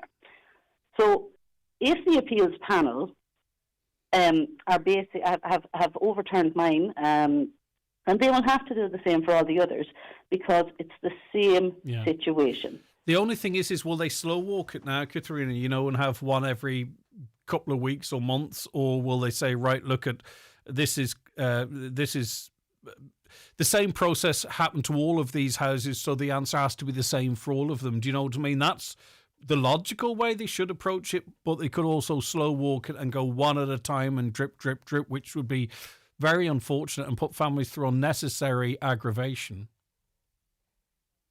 Well, this is the problem, right? The appeals panel has identified significant errors in the housing agency's process, right? So there have been 7 appeals overturned since, I think, October last year. Those first 7 have all been sent back to the housing agency. Mm-hmm. So the appeals panel have said that the housing agency's process is flawed. And then they've sent them back, those families, to have their applications reviewed. Now, in my case, I am the very first to have mine overturned and to be given my original recommendation of the option 1. But we all, if they're dealing with it fairly and consistently, all those families need to have their option 1 reinstated and not be sent back to the housing agency. And now the housing agency, as we all know, the IS 465 is under review at the moment. It's due to be finished at the end of Q1 this year. But the housing agency, so those first 7 applicants, have said they have to wait until the IS 465 is completed. But the appeals panel didn't recommend this. So there's no basis for that ruling. They're causing prolonged suffering of these families already in unsafe homes and stressed and anxious and living in fear. You know, there's no compassion and there's no reasoning for it, no justification. Katharina, does this mean now you can progress if you want to on the scheme, or is this subject to any challenge or clarification? Like, is this the findings of the appeals panel? Does this mean now that, right, if you wish and all the ducks are aligned, that you now can progress on the scheme with full demolition? Greg, I hope so. That's what it says. That's what it says. It says now I've got my option one, so I need to wait for Donegal County Council to get in touch with me. Okay. I've had so many false hopes over the years that I still don't trust myself to believe it yet. I'm struggling to believe it's real. But the black and white paper, the appeals panel have ruled I can move on now. I have my option one. This could be a significant ruling. You could be the first, hopefully, of many. We don't, as you say, the one thing with these schemes, they don't account for the emotional impact this is having on people. 5 years you've been, this is probably, as much as we try and separate ourselves, you live in this house, 5 years this has been hanging over you like a dark cloud. And that's just to get to the point where you can stand and watch your home being demolished and hopefully some positivity with it being rebuilt. That's cruel, isn't it? That's torture. It has been torturous. You know, it's impossible to describe just the toll that it has taken on us. You know, the stress, the uncertainty, the constant fear of our homes deteriorating around us. The fact it's taken over our kids' lives. You know, my 4-year-old knows so much about his home falling down. You know, it just, I can't describe just how much it breaks your heart to have your 4-year-old, you know, for the past number of years being terrified that what happens if the big bad wolf comes and blows our house down because we have a weak house. Do you know, it's every aspect of your life. And to pass this appeal, you know, to win this appeal, it didn't happen overnight. Without exaggerating, Greg, yes. I have spent thousands of hours researching legislation and engineering standards, scientific processes, you know, and that's all time I could have spent with my children. But instead, there's 5 of us who are the admins of the downgraded group, and we have devoted the last 2 years, day and night, our annual leave, everything, we use it for trying to figure out a way out of this horrendous situation. I don't know what Katharina, I don't even know what your professional background is, but, you know, you talked about all the hours you dedicated to this. Like, you're a homeowner who wants to sort of just get on with living at home, and you're coming across, like, the way you broke down the ruling, like a solicitor, stroke engineer, stroke contractor, stroke. You've had to become a campaigner, an expert in all of these spaces that you can ream it off as if it's your actual career. It's astonishing, isn't it, that that's what it's taking regular folk to become experts and campaigners to try and get the justice, as you would see it, I'm sure. This is it, Greg. And now I should be celebrating, but I'm just you won't allow yourself to, yeah. For the people I'm leaving behind, the people who've put in those hours alongside me and helped me every step of the way, and now they're still stuck. You know, you would know Marty McElhinney for being on the show, and she's been sent back to the housing agency, even though the appeals board stated that her decision had significant errors of law and fact. But now she's been sent back to the housing agency again, an agency that she has no faith in, that none of us have any faith in. So I'm the lucky one. I'm the only one so far. And we can only hope that they're going to stand by their rulings and apply them to everyone coming behind us.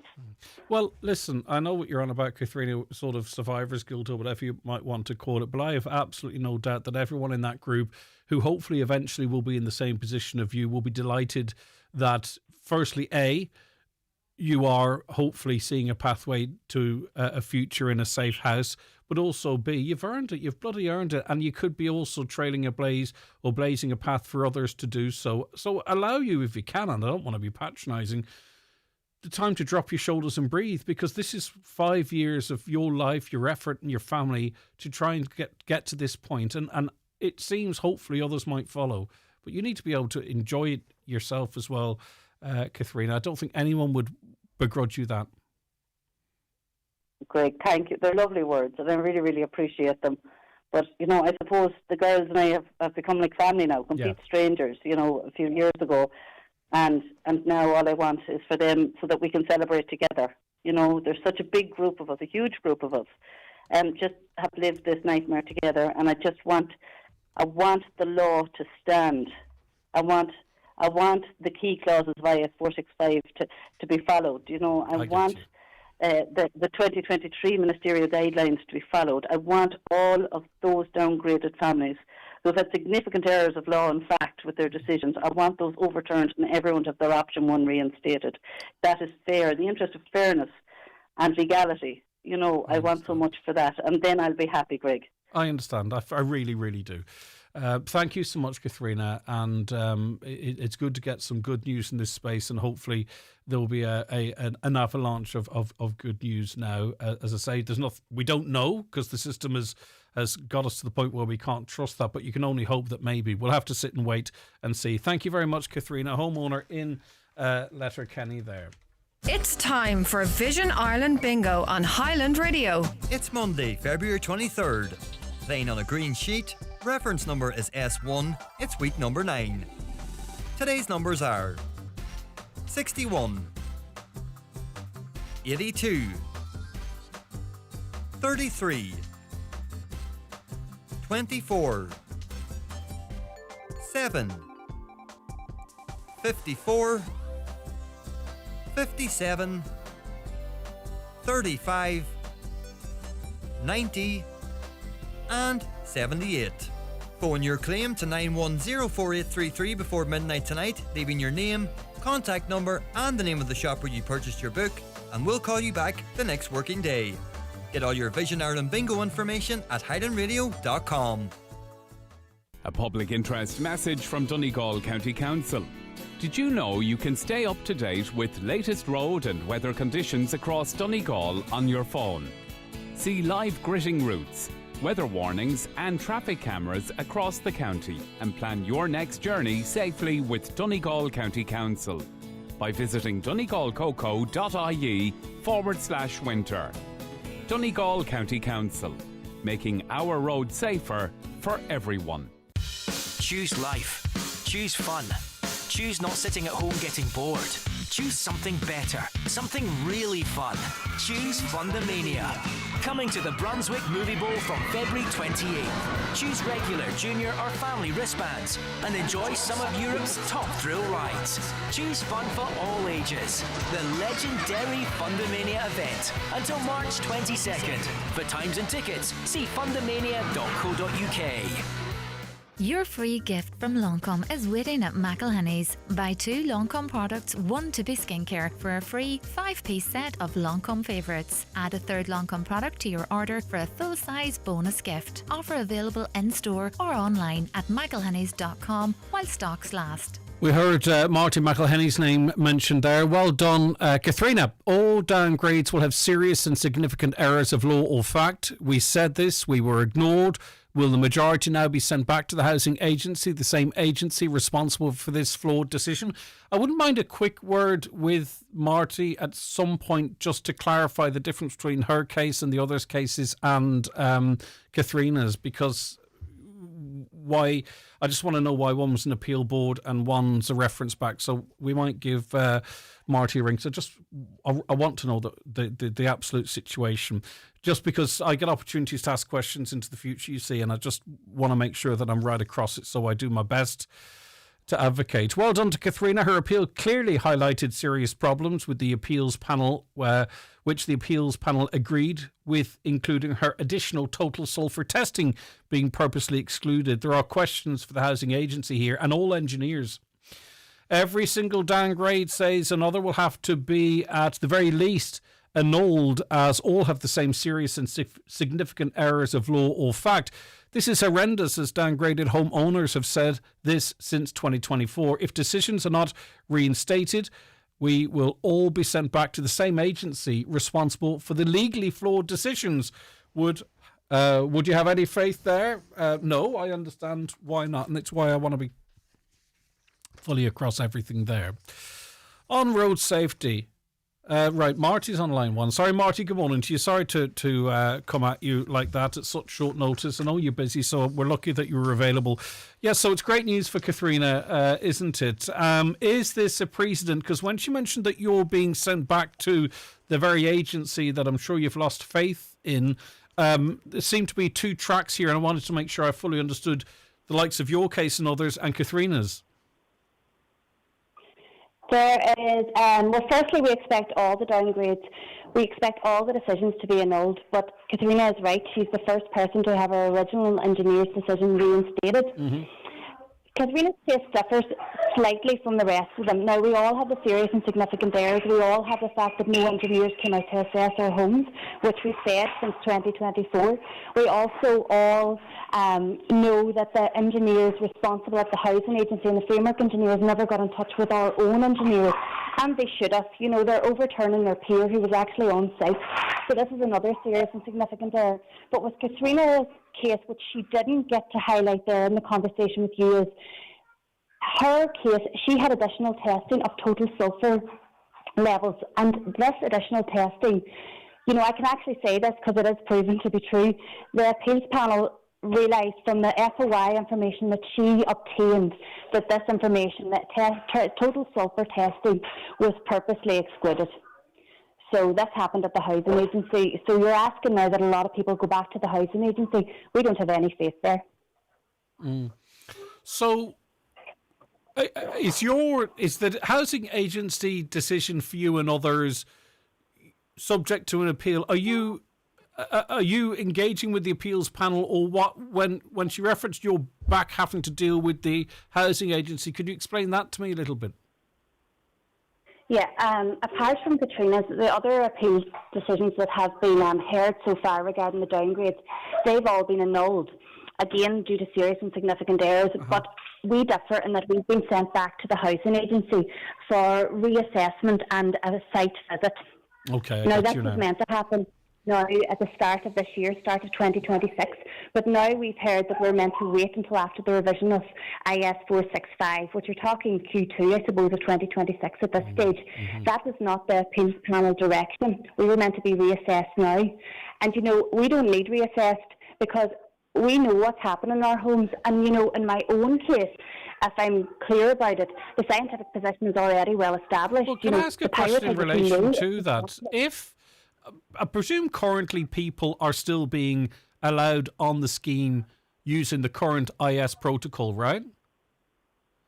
Yeah. So if that's the case, then what is wrong with reevaluating your property on that protocol as well, if you get where I'm coming from? But it doesn't make any sense. Why would your case be different, whereby it has to be deferred to the new science in inverted commas? Because if they're letting people onto the scheme now using this current IS, why not yours? Why not fast track you? Why not come out and look at your property under those criteria? Well, that's just it, Greg. There's actually no reason at all why we can't have our properties assessed at the minute. You know, you've had Paul Dunlop on your radio show many times. The scientifically established reason for the deterioration of our homes is absolutely clear now. And the downgraded, remember, and we've said this so many times on your radio show, we have pyrite present in our blocks.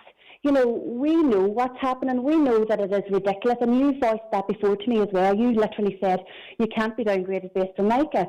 We all have. You know, I spoke at the Directors Tuesday a week ago, and I clearly highlighted this. There's so many clear, very obvious indicators in my original Petrolab report, and the reports of all the downgraded, that we don't need to be going back for any more flawed assessments by the housing agency. We know what's happening in our homes. We have been living with this since 2020, 2021, 2022, and our homes did not stop deteriorating because of internal sulphate attack due to the pyrite present, which they ignored. So, yeah, we could be having our assessments now and the right decision reinstated. And just when you heard sort of, we've seen evidence of suggestions that the scheme's purposely frustrating, it would make you wonder, really, here's you trying to make some sort of making a very coherent argument about science, but is it really that's being considered?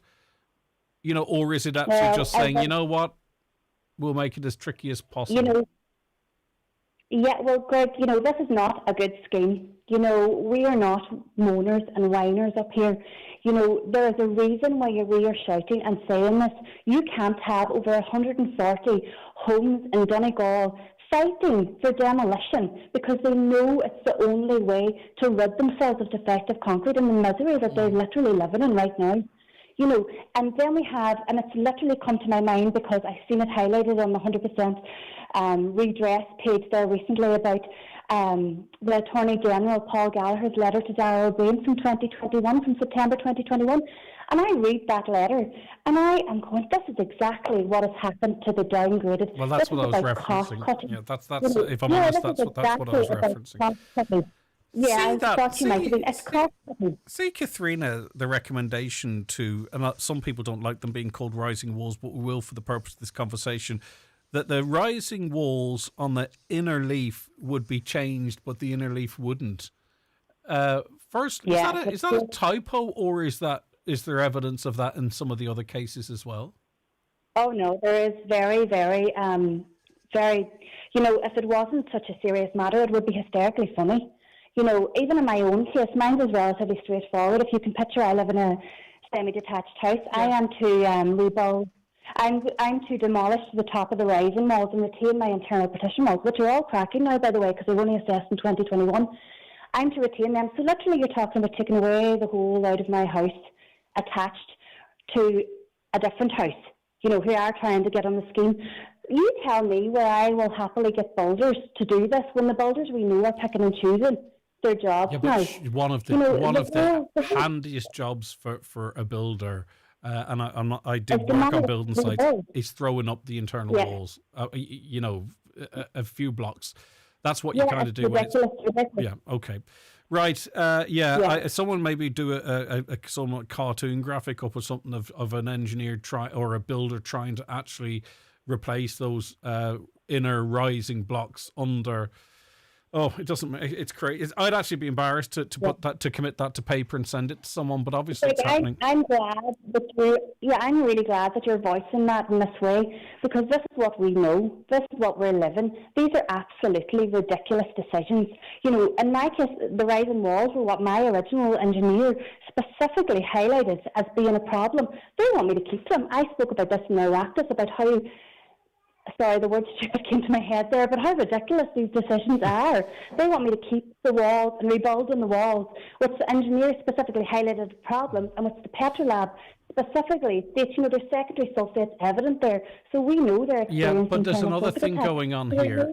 You're talking about Marty McElhenney and her family's situation, and that's the most important thing in this situation. But this is why the whole nation needs to take an interest in this. We're talking about putting billions of taxpayers' money, because you talk about the foundations, and I think a lot of people would see the foundations as the poured concrete, right? But these are the same blocks. These are the same blocks that are cracking underground, full of moisture, right? To be putting billions of euro on those blocks is not a good use of public money. So whether or not you've got defective concrete blocks or not, think about that. You toss the house, but you rebuild it back on the same blocks effectively that you just can't ordinarily see. I defy anyone to see the logic in that. Yeah, and then, there's another facet there to this thing, is that a lot of homeowners, they realise that, they might not have been able to remove their demolition under the, it's not actually being done at the minute, but if they don't do it, they're accepting the scientifically established truth that they will probably deteriorate just at a slower rate, and they could be doing this again. So now we have people who are not moving on in the scheme because they can't afford to do the rebuild, because they know that they should be taking out their foundation. See, you've hit on something important there, and you know this better than I. What about the others that are going, right, we'll do that at our expense, and they're ripping out the foundations and these rising walls, and maybe people in the housing agency see that as a win, that in a way is saving the state money. So there's a couple of ways you can look at it. Marty, thanks for taking the call at short notice. I just wanted to get things clear in my head. Thanks, Craig. Thank you so much. Good luck. Bye-bye. New Nissan, new deal, new you. Get a €4,000 finance contribution or trade-in booster at iMotors. It's simple. If your car is worth €26,000, with Nissan 4K, it's now worth €30,000. The 261 Nissan is ready for immediate delivery. Don't wait, don't settle. Visit imotors.ie. Terms and conditions apply. iMotors, fearless generation. You know that guy I've been seeing? Yeah? Turns out my sister's been seeing him too. Oh, really? And I heard he's been seeing Siobhan at number 56. And Declan. Your brother? Yep. Specsavers opticians and audiologists own their stores, so your care is their business, which can make them rather popular. I've got something to tell you. I've got half an hour with him this afternoon. Specsavers, your care is our business. Join me, Marty Friel, every Friday night from 8 for Rockin' Hits on Highland Radio in association with Arena 7. The newly refurbished Woodbury Bar, Grill and Restaurant is a must visit. New menu and decor, but still the same great welcome. See arena7.ie. At Eclipse Cinemas Bundoran and Lifford Strabane, the stars shine brighter. This isn't just a trip to the movies, it's a VIP experience. Sit back in luxury as your favourite pizza, yummy, hot food and a cold drink are delivered right to your seat in any studio. But for the ultimate treat, step into the Director's Lounge, our most popular destination. Enjoy the film, enjoy the food and savour the experience. Only at Eclipse Cinemas Bundoran and Lifford Strabane. Why leave the magic moments and great scenes you've captured sitting on your phone when you can have them printed at McGee's Chemist? Using McGee's website or one of their in-store kiosks, you just upload your photos, select the ones you want, and have them printed instantly within an hour, or use the 24-hour service. 35mm and film from disposable cameras also printed, and old photos can be digitally restored. Hold your memories in your hand with McGee's Chemist, Letterkenny. Derry comedy star Max Roddy brings Peter Pan, the tour that never grew up, to Angrinan Theatre, Letterkenny. A fast-paced, high-energy night of stand-up from one of Ireland's fastest rising talents. Filmed live for YouTube, expect big laughs, raw stories, and a show that never quite grows up. Friday, May 1st, Angrinan Theatre. Grab your tickets now. Kevin Clancy joins me on the programme now. Hi, Kevin. Thank you so much for your time. Good morning, Greg, and thank you for allowing me on your programme this morning. It's great to talk to you. No, it's really good, and I know you're sort of trying to reach out into the Northwest, so we're glad to be a part of that. You launched Claire's Wish Foundation, and it was in honour and in memory and in the name of your sister Claire, who very sadly passed away in 1984 at just 24 years of age. Claire had spina bifida, is that right? Yeah, she's spina bifida and hydrocephalus as well. And she used to get terrible fits, what we at the time called fits, where she'd just literally end up on the floor and it would knock her out for 5 or 6 hours. And every time she did that, her system got weaker and weaker, and eventually then, in those days, I suppose spina bifida, if you reached late 20s, you were doing well. It's completely different now, obviously, with medication and things like that. She had a tough life, but she was a great character, and we were very close as children, myself and Claire. And, you know, it was in the back of my mind, Greg, always. I had a retail background, but it was always in the back of my mind to do something with Claire in some way. I had no idea how it was going. And if you asked me 13 years ago, would I set up a charity, I'd have laughed. It was the last thing in my mind. You never let it go either, did you? Because, you know, you waited quite some time after Claire's passing to honour her memory in this way. It's funny, you didn't let it go. No, it was always in the back of my mind to revisit Claire in some way. I just no idea how I was going to do it. And you know what? My dad got sick in 2011, and he ended up in the Mater Hospital intensive care unit for 6 months in there, and he came out maybe for 2 or 3 days. We thought he was recovering. The doctor said, no, he'll be going back in again. He was on a ventilator, Greg, for 6 months. Can you imagine that? But he wrote on a little board his last wish, which we couldn't do. His wish was just unplug all this stuff off of me and take me back home. Yeah, we couldn't. When that time did come, we didn't last minutes, literally. So I just went into Google one night and revisited the, who grants wishes for adults. Like we know, obviously, of the Make-A-Wish Foundation. There's 2 or 3 wish-granting charities in Ireland for children, but there was nothing for adults. In the UK, there's probably 2 or 3. Actually, there might be one in Northern Ireland as well, but nothing in the Southern Ireland. So you were starting from scratch, no government support as such. If you were going to do this, you were going to have to, rely on people's generosity, that sense of community spirit that we have here. And thankfully, it's not... We're not left wanting in that regard. So how quickly after you sort of says, right, let's do this, did you realise, right, okay, we've got something here. People are buying into this. This is working. This can happen. Yeah, we had our first request before we'd even started. Before we did charity number 8 and started up, our first request came in our own area.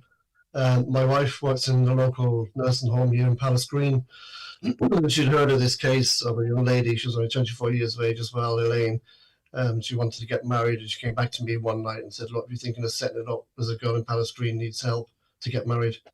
And we got involved in that straight away, even though we weren't set up. So 3 months after that, then we said, look, you know what, there's people out there that do need help, so we're going to fully go ahead with it and set it up, and got our CHY number, which was very difficult to get, actually. I can imagine. And from there to now, how many do you know how many wishes you have been able to grant? Do you want to give us some, or perhaps it's easy to give some examples? I know you gave a beautiful example of the inaugural wish, right? Because that means so much on so many different levels. But just to give a sense of the work you have been doing, Kevin. From day one, my goal was to try and grant a wish every 4 weeks. Oh, wow. That was my goal. Because we're small, we're not Make-A-Wish Foundation. Make-A-Wish Foundation are massive. We're not on that scale. So I knew it was going to be a battle. So since that, 13, it's hard to believe 13 years ago, my God. But we've always hit that target. So we've done over 300 plus wishes. It's quite a lot. Okay, right. Why are we chatting? Firstly, it's very interesting. Don't get me wrong. But you want to reach out into the Northwest, grant wishes, maybe get businesses on board, or the platform's yours, Kevin. The biggest thing we found over the last 2 years, especially, we've done quite a lot of what I call presentations.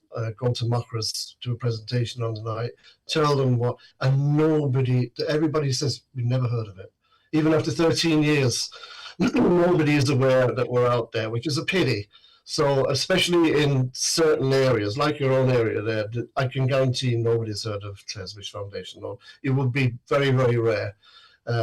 Mention again, Make-A-Wish, they know straight away. So we're trying to change that a bit, Greg. Do you know what I mean? And once people know you're out there and you're a small charity, they're more than willing to help out. So at the moment, we're reaching out to Mockras. And actually, I did a little Google before I came on. I think there's a Mockra in Donegal area.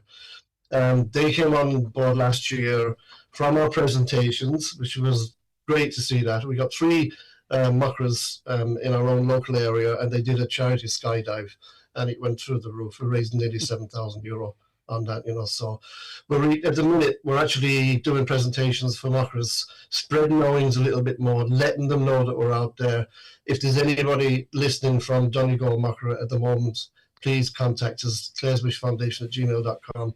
And we'd love to talk to you. So it's letting just people know if there's a wish needed in your area. We've never granted a wish up as far as Donegal. Well, we're going to have to change that, and we're going to have to change that sooner rather than later. I see an image of a bride behind you. I see the image of a lovely lady with a big smile in the back of a helicopter.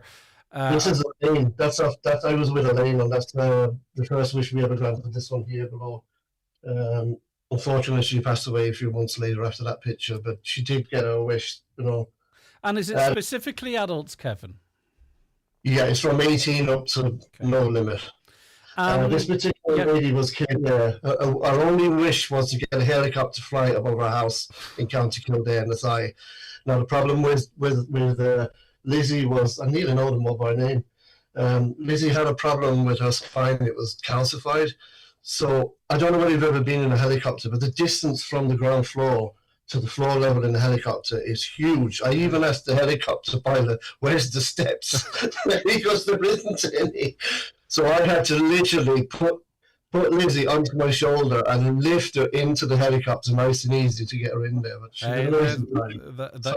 these are the memories, aren't they? Yeah. I think really obviously that what people need to do now is get onto clareswishfoundation.com because when we give examples, and that's why I use that poster, I don't want to limit people's imagination or heart or feeling or sense, right? Neither do you. So check out Clare's Wish Foundation, get a sense of what's going on there.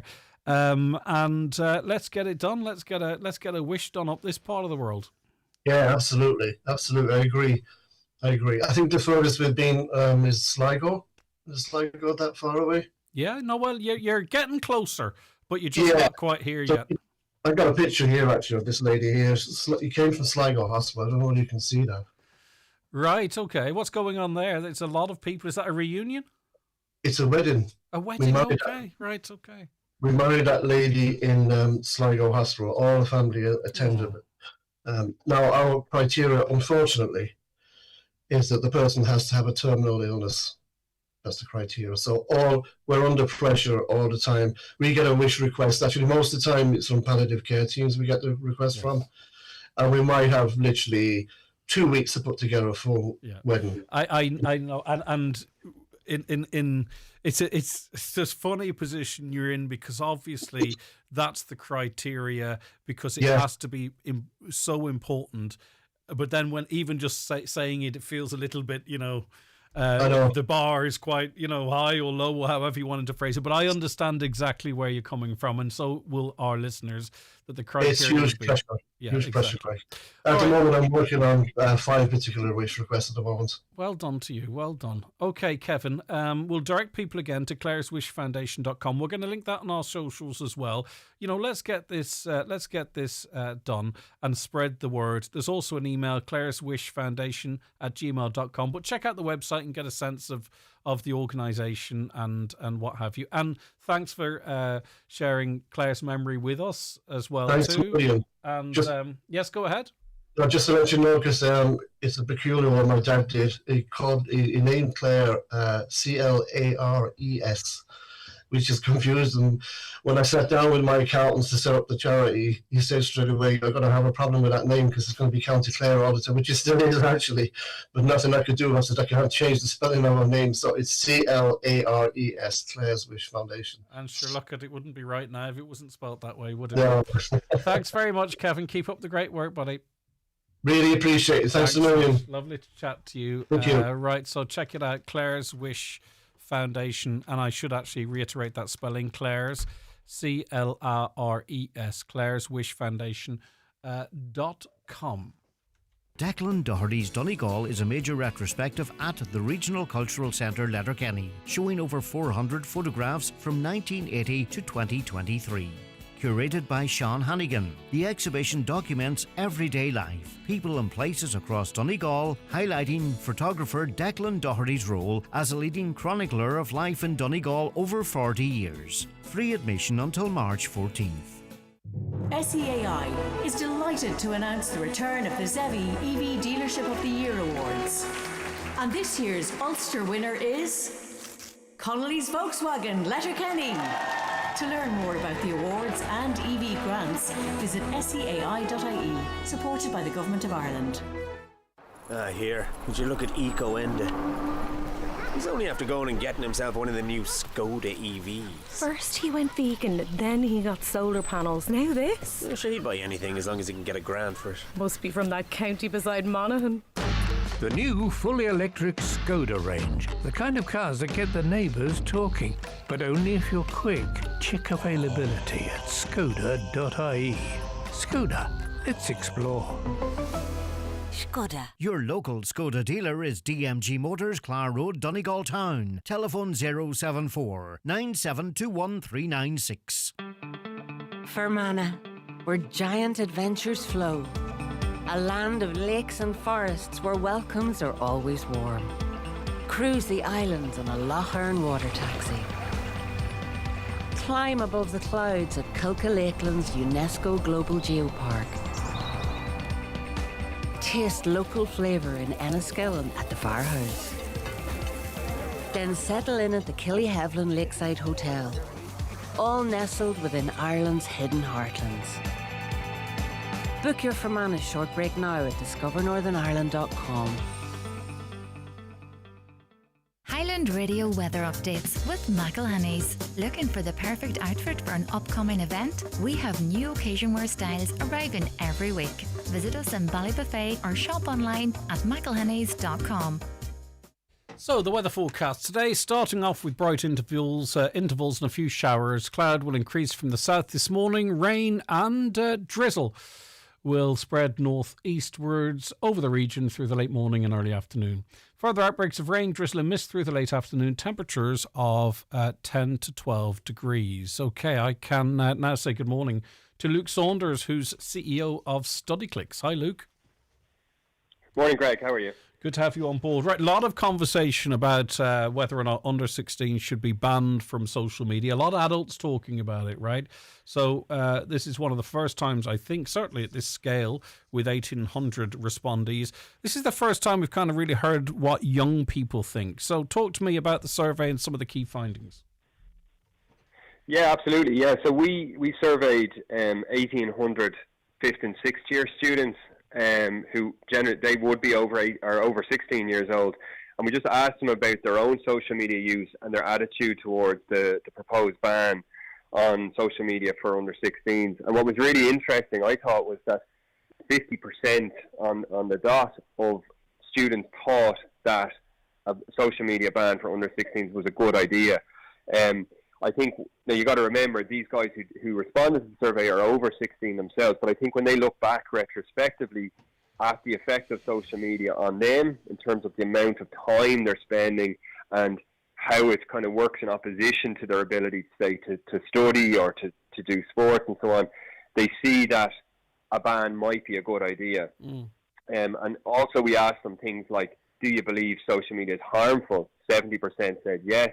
And 81% said they felt it makes studying more difficult, which are probably not unsurprising. But I was definitely surprised at the amount of students who felt a ban would be a good idea. Did you ask them what age they believe the ban should be implemented from? Because under 16, it's a broad church, right? You know, we've got hundreds of 15-year-olds who are actually effectively principal carers in their home in this county, and I'm sure it's the same across the country. So were they asked whether they thought under 16 was the right mark, under 15, under 14? No, we didn't ask that question, and we probably should have now that you say it. But what we did ask is, what age did you receive your phone at?